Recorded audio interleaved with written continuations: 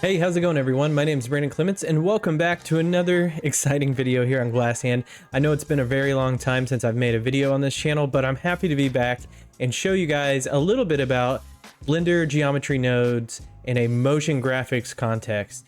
And I hope you guys stick around to the end of the video because I have something very exciting to show you. I have released one of my first products alongside of Southern Shoddy. If you guys have seen his YouTube channel, he's one of my close friends. He's an awesome dude, and we actually made a geometry nodes pack together that is using some visual effects techniques and some really cool stuff where you can just drag and drop it into your scenes and use it. So stick around to the end of the video. I'll show you guys a little bit of that.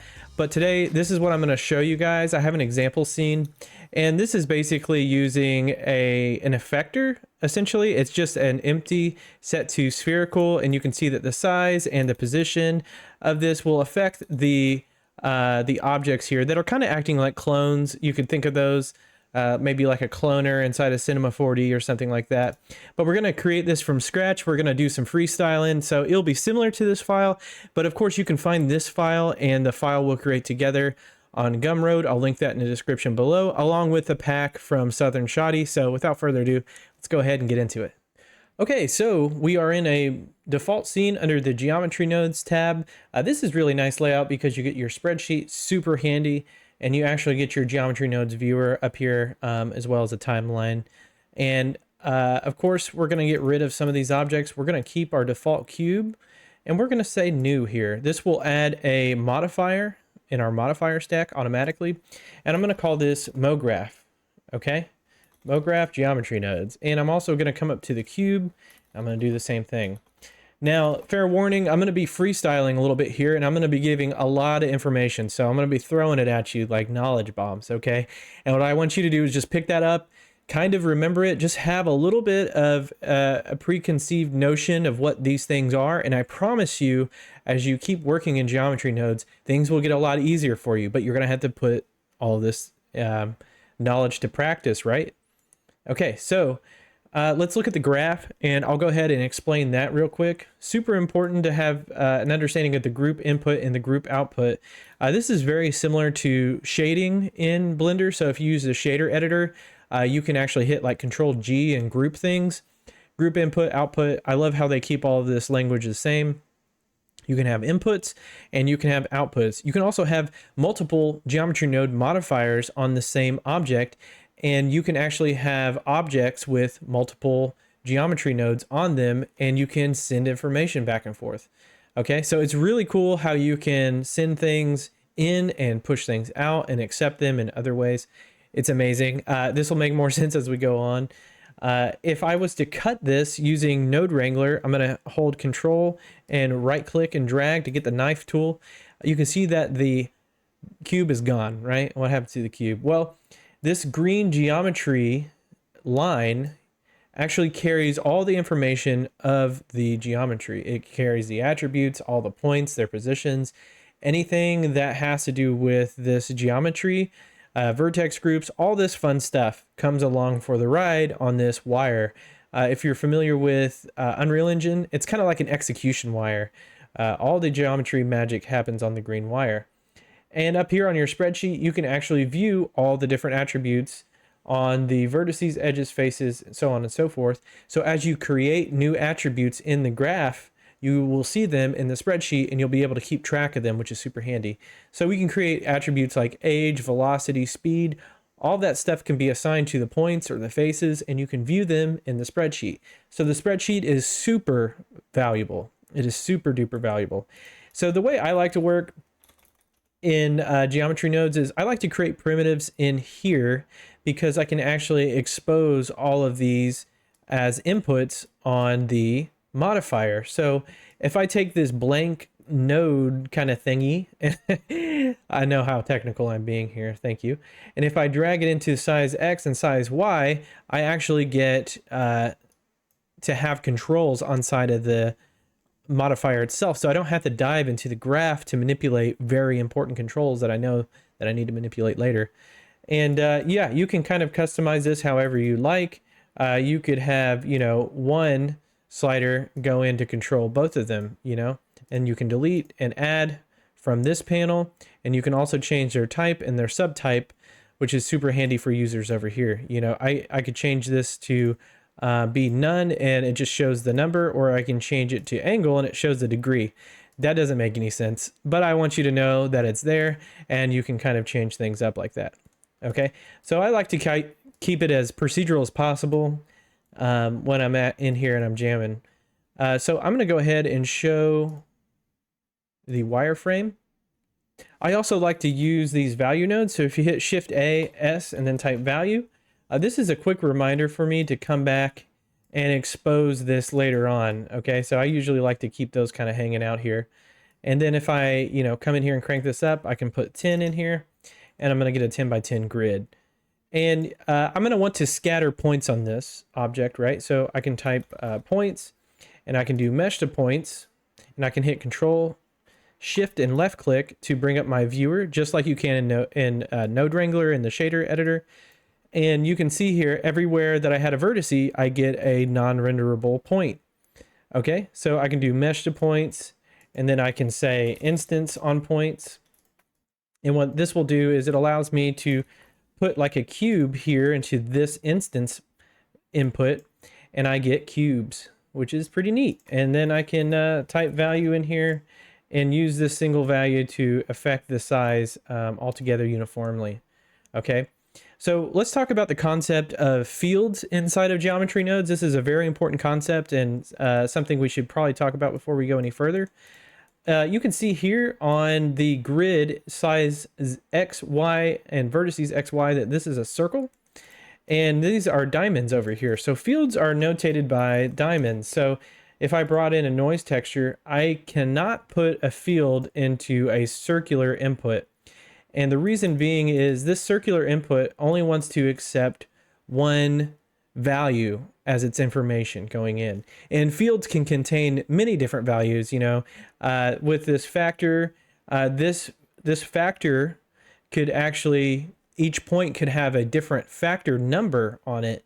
Okay, so that's why we have a circle and why we have a diamond. And the cool thing is I could put this color into this position, and you can see, don't worry about what's happening up here, but you can see that it's yellow to purple. It can actually change your data types from a color to a vector. Okay, so that's super handy. It allows you to be very creative and free-form thinking as you're going through and building out your node graphs, okay? May not make sense now. Trust me, it will in the future. So let's go ahead and continue making our Mograph piece. And what I'm going to do first is we'll build out the cloner and the instances. We've already pretty much got it here. And then we're going to go back and add the effector. I think it will make a little bit more sense if we do it this way, just so you can see how the building blocks are being used, so to speak. Okay, so I'm going to do this instance to points. And I'm going to go ahead and I'm going to create a material so we can start to visualize some attributes like color, because that's a really important thing with motion graphics. You know, some clones will have different colors and so on and so forth. I went ahead and switched to Eevee for this this kind of look dev mode up here. And I'm going to go ahead and I'm just going to use this material, and I'm going to just call this Mograph Matte. And I'm going to make sure that we select it here. And it's very important that we actually assign the material to the instances, or else you're not going to be able to see anything. And I'm going to change this to the shader editor and make some more room for us. And I'm just going to change this to something like a blue color. And maybe, you know, we're going to follow the Mograph standards here. We're going to make them super shiny and pull down the roughness. And you know, there we go. We got some shiny cubes with our wireframe on top of it. Okay, so let's create some attributes in here like color, for instance. Oh, I'm also going to maybe do set shade smooth. Let's do that real quick. And another thing, you don't have to do this. It will slow down your computer, but I'm going to add a bevel on all these instances and kind of pull this down a little bit. And to make this actually work, I believe we need to realize our instances. Okay, so we're going to do a realized instance.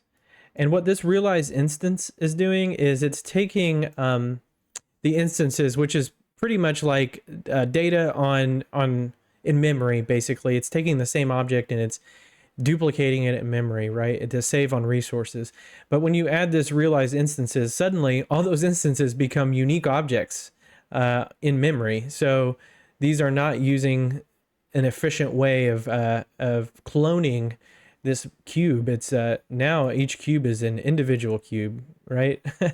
Just like you're your own individual. Okay, that was cheesy and bad.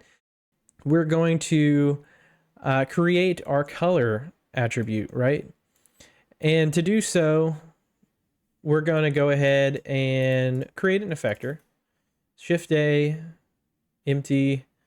We're going to create an effector, and we're going to drag this guy into our scene here. We're also going to come down to the effector's properties here, the object properties, and we're going to change it into a sphere, and it's set to 1 meter, which is good. And we can turn off the overlays if you want, or you can click this little pin icon, and then if I select anything else, this isn't going to go away. Okay, little handy tip there. So what we're going to do is we're going to use this effector, and we're going to say from the distance of this effector, we're going to create a range. And if it's within that range, we're going to do something to the clones that we have. So let's go ahead and in order to do so, we need to have something called a geometry proximity, I believe is what it's called. So geometry proximity. And the geometry proximity, it's one of those words you say over and over and it doesn't sound right. Proximity. It needs points, edges, or faces. It needs one of those components to be able to work to find the distance between objects, okay? So what I'm going to do is something a little different. I'm going to create a mesh line out of this. Let's say mesh line. Oh, so dragging off of things and typing is a great way to do that. But sometimes we just need to type mesh line because it didn't know where I wanted that geometry execution to go, right? So let's go ahead and kill that. And I'm going to take the location of this and put it into the start location. I'm going to turn this down to 1 because I only want to know where that single point in space is, and I need to know the distance of that to another object. Okay, so let's go ahead and drag off this distance, and we're going to do a map range because I know I'm going to need to clamp this in some form or fashion. And then I'm going to add a color ramp because I'm super fun and I like to use colors. I'm a colorful guy. And I'm going to actually create an attribute. Okay, so I'm going to store this and name it at this point in the execution wire. So everything before the stored name attribute doesn't have the attribute itself. I'll try to show it in the spreadsheet, but everything afterwards should inherit this attribute that I'm using. So I'm going to put the color into here, and I could change this to a color type, but I'm going to use it as a vector location because we're using distance, right? I'm just using this color ramp as a fun way to kind of clamp the values a little bit. It's a little easier for me as an artist to kind of move these knots around and to visualize it in the viewport.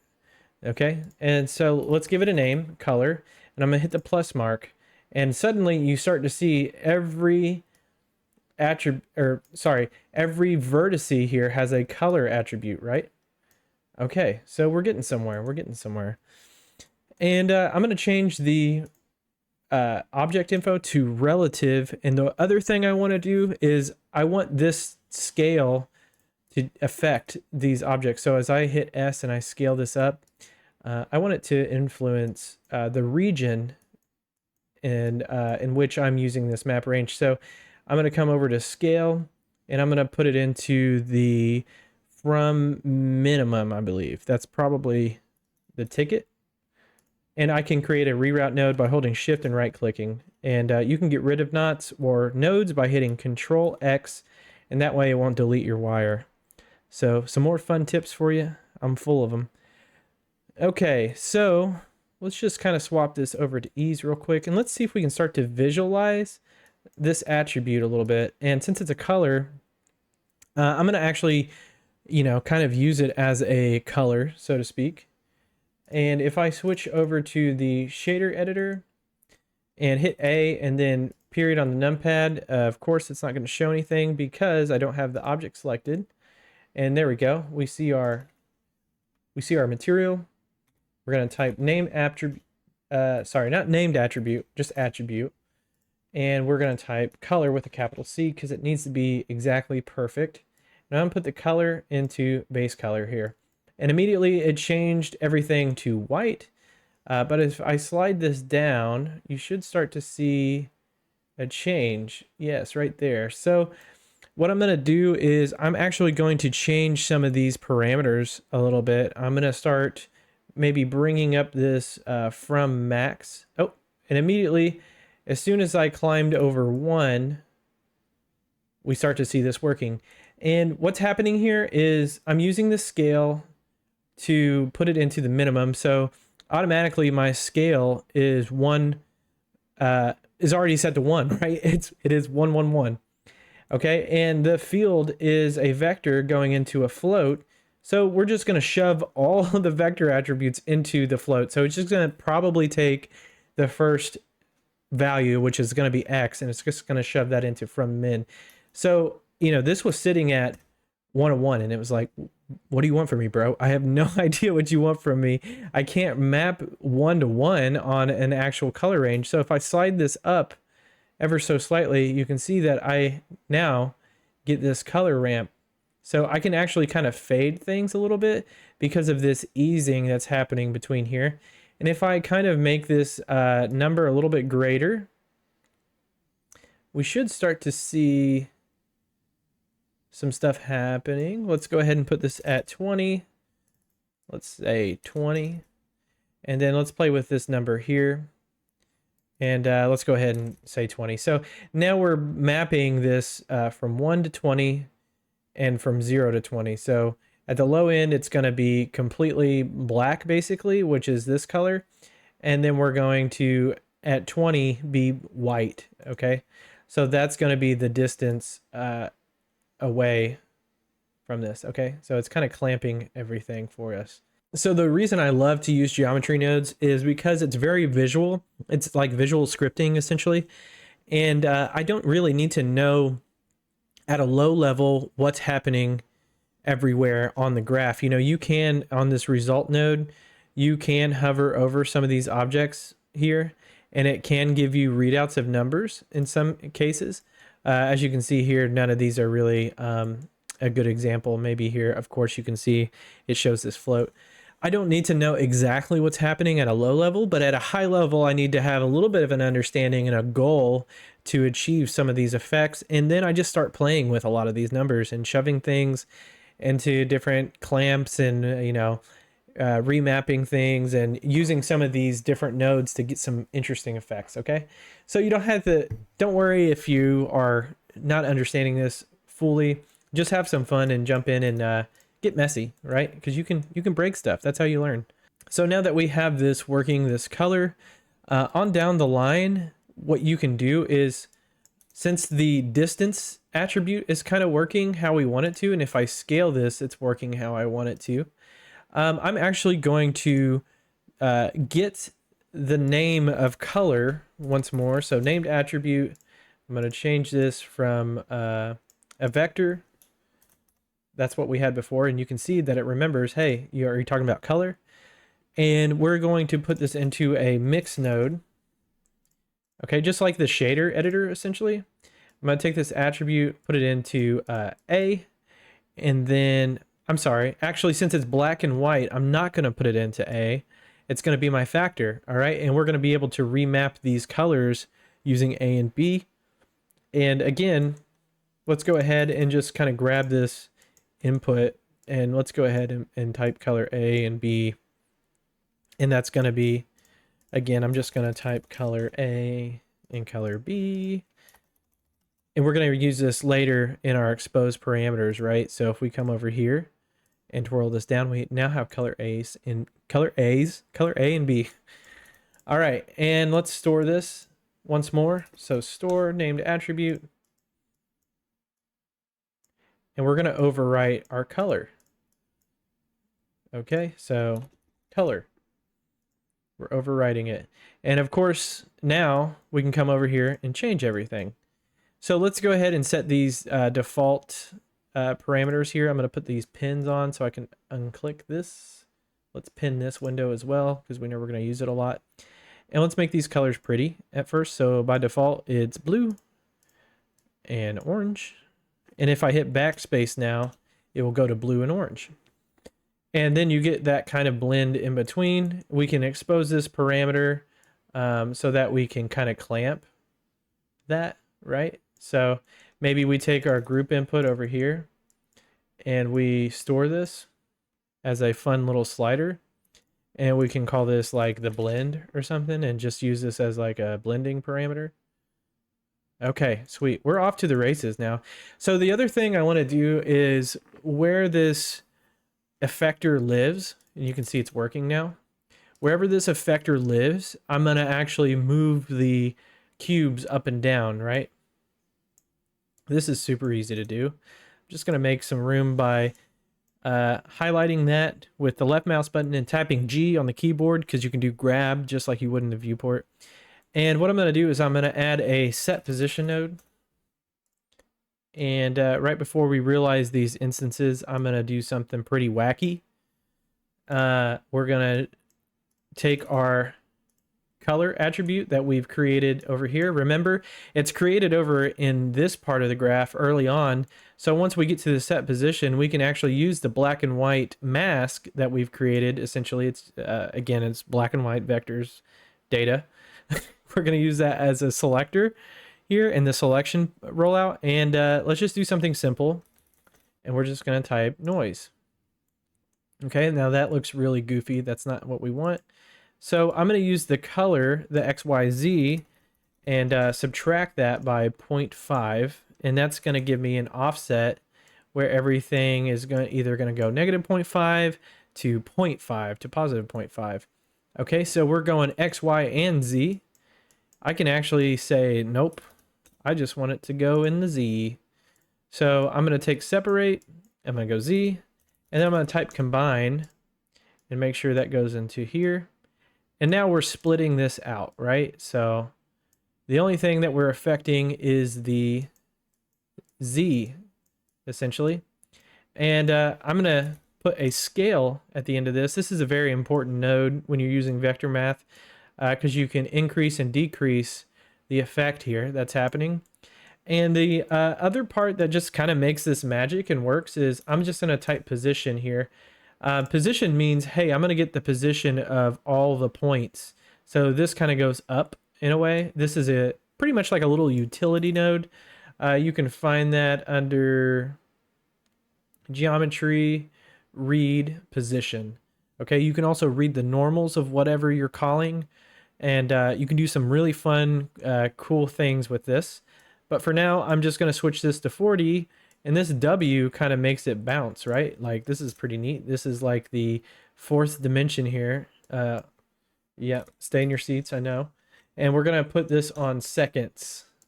All right, so now as we play back the timeline, whoa, we are bouncing. So I can actually divide this by 2 to make this slower, right? So simple math. And there we go. And we can expose this as a input and just call this, I don't know. What do you want to call it? Time multiplier? Question mark. And then you can see when people download this and use it, it's like, I don't know, maybe it's a multiplier. It is a multiplier. And then you can scale this up and pull it back down. And this should work just out of the gates, right? So what's cool about this is, you know, we have this attribute, so we could start clamping this maybe if we didn't want the these parts to move. We can bring in some of this here, you know, start clamping it. So maybe only the ones in the center move. You know, you can change this to ease and start figuring out like how you want this to work. You know, you could flip it around so that all of them move. So it gives you a lot of flexibility. You can kind of just do anything at this point, right? Like you can you can really just kind of play around with this. All right, so let's start wrapping this up a little bit. I'm going to unpin some of these windows, and we're going to go back to our render view here. So we're going to using Eevee, right? We'll go ambient occlusion, bloom, because those are our best friends. Screen space, reflections, cool. Motion blurs, cool. I'll come into the background here. And since this is the shader editor window, we'll go into world. We're going to add a background by hitting Control T. We're going to go to open. We're going to world. And let's change this to night. And then we can add some lights in here. So let's go light, area light. Let's drag that up, make it big, crank it up. Cool. All right, looking pretty sweet. You could actually do some magic here by coming into the world and saying mix shader. And we're going to take this, duplicate it, bring it down.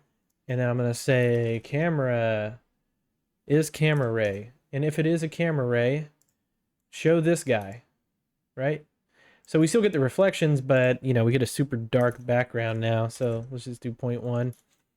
And you know, then you can add in a camera. So we'll go camera, Control 0. I have a quick favorite set up to lock camera to view. That's also in the side panel. If you go all the way up with your camera selected, it's going to be under view, camera to view. So this is lock camera to view. And this allows you to kind of bring this back, tilt it down, maybe bring our effector back to the center by hitting Alt G. And yeah, now we got a cool animation. So I'm going to go ahead and just wrap that video up here. You guys can take it further than that, make it way cooler than I did. But I hope this gives you kind of a precursor to a way to create a procedural type of animation using geometry nodes. I hope this was a good intro to geometry nodes for you guys. I thought it was a pretty fun little beginning lesson. Let me know in the comments below if you have any ideas for videos on geometry nodes, or any other kind of fun Mography type of situations that you want to do in Blender. I'm all ears. And please check out our new Blender Dynamic VFX Elemental Asset Pack. Southern Shoddy and I worked on this together, and we created a lot of really cool stuff. Tornadoes, fire, electricity, weather effects, you know, particles, all kinds of really fun stuff. This is in the asset browser. These icons that Remington made are super nice. You can just click on them, drag and drop them into the viewport. It works really well. I'm going to link a video in the description below so you guys can check it out, just so you can look at the trailer and some of the cool stuff that we've done. This was definitely a labor of love, and everything is annotated. So if you watch this video, if you're really interested, check this pack out, because you're going to learn even more, and you'll start to see some of the things that I've shown you in this video in the pack itself, and you can create some really amazing effects super easily. Okay, so thanks so much for your time. I really appreciate it. I know it's been a long time since I've created a video, and it's great to be back on YouTube and to making content again. So I promise the next video won't wait so long. But thanks guys so much for your time. We'll see you in the next one. Take care.